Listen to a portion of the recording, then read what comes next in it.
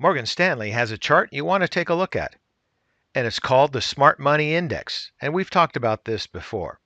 And it's called the Smart Money Index because it tracks the Dow Industrial Average outside the first half hour of trading when activity is believed to be driven by emotions.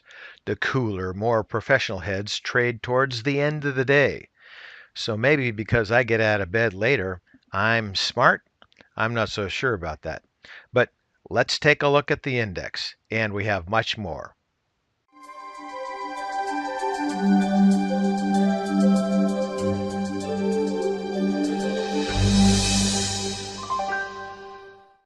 Studying trading patterns at various times of the day can be useful for tactical traders. For example, the tail end of a quarter is sometimes volatile as fund managers perform portfolio rebalancing. And also earlier this year, Bespoke Investment Group observed a trend of last hour selling in contrast to 2017 when stocks would open lower but then ramp up into the close. And with this index as shown here, Morgan Stanley is making the point that the smart money, a nickname for the large professional investors, the smart money is sending a dire signal about the stock market. The smart money index is viewed as a leading indicator for where the stock market is headed. And the price action between 10 and 4 p.m. Eastern Time is deemed to be the smart money that is better informed.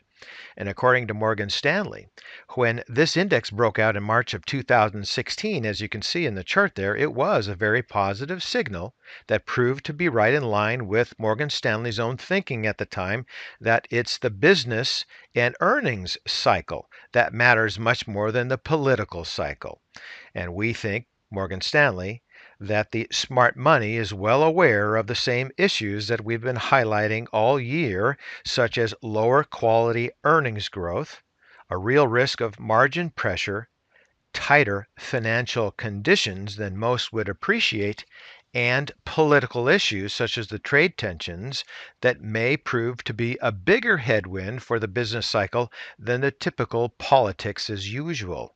So, according to Morgan Stanley, at the very least, it's time to think about reducing exposure to the risks of the tech stocks as a highlight.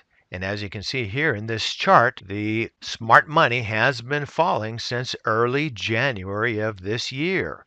And if you go back, you can see the other times that the smart money index fell, and those coincided with pretty opportune times to be out of the market. So take note. And as shown here, this is the Barclays Global Macro Investment Survey, which recently revealed something very concerning. When asked about their expectations for global growth, is the economy likely to perform similar to expectations? And if not, will it disappoint or delight? For the first time in at least 4 years, more than half of the respondents stated that a disappointment lies ahead. Another caution. And recently, in the latest monthly survey from Bank of America covering the period from July 6th to July 12th, and a polling of 231 panelists with about $663 billion under management, Bank of America found that sentiment and outlook have both continued to slip, and while the usual suspects remain fears about trade war and concerns that FANG is the most crowded trade, what is notable is that even as Wall Street expects another blockbuster earnings season, profit expectations have crashed to the lowest levels since February of 2016. So in the survey from Bank of America, a net negative 9% of respondents think global profits will not improve in the next 12 months, down 53 points from the January 18 survey and the lowest since February of 2016. And this means that a majority of investors now believe that profits have topped out and will slide in the coming year.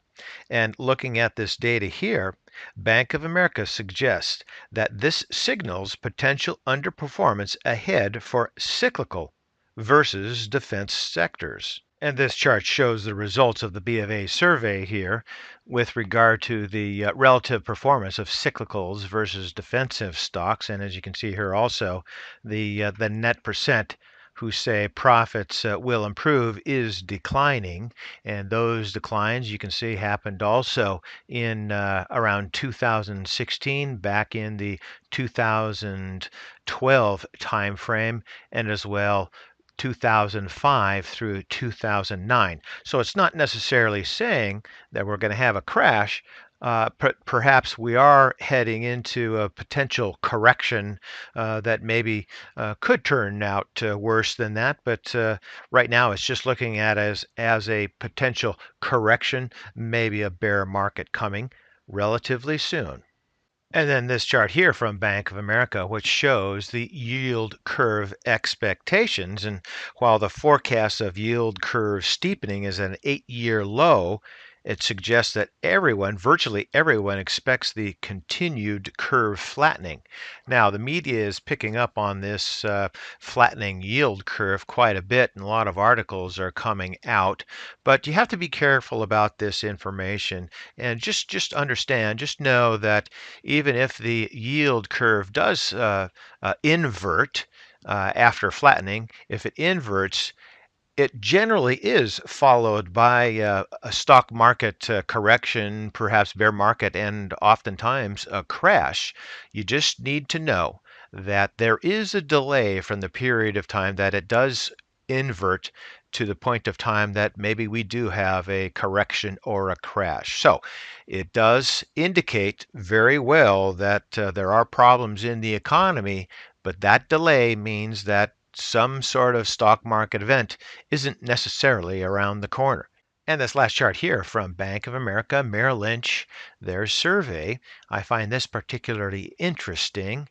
And it shows that in addition to the bearish sentiment, such as the plunging growth and the profit expectations that we've talked about, equity allocations are now at their lowest since November of 2016. They've fallen about 14% to the net 19% overweight. And as you can see, that with the falling overweight positions, the global equity there, that's a basket. That chart there is a basket of global equities. That should fall too. And there was a correlation back in 2015 to 2016 that as those overweight positions fell, so did that basket of equities. And the correlation also continues in 2011 to 2012, certainly there 2007 into 2009, and then somewhat in 2002 to 2003. So currently, with the equity allocations falling, I would expect there to be some sort of reaction by the overall stock markets. So for today, that's ChewDog Charts. Thank you.